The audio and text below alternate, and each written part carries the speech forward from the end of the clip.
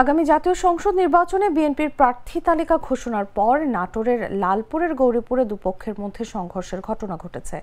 সোমবার বিকেলে গৌরীপুর বাজারে মনোনয়ন প্রত্যাশী ইয়াসির আরশাদ রাজনের সমর্থকদের ওপর ঘোষিত প্রার্থী ব্যারিস্টার ফারজানা শারমিন পুতুলের সমর্থকরা হামলা চালায় বলে অভিযোগ উঠেছে। এতে জিল্লুর রহমান নামের রাজন সমর্থক একজন বিএনপি কর্মী আহত হন।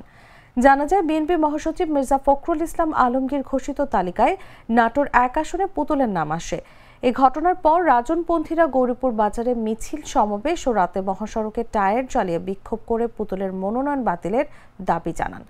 লালপুর থানার ওসি মনিরুজ্জামান জানান, পুলিশ দ্রুত ঘটনাস্থলে পৌঁছে পরিস্থিতি নিয়ন্ত্রণে আনে, তবে এই ঘটনায় কোনো লিখিত অভিযোগ পাওয়া যায়নি।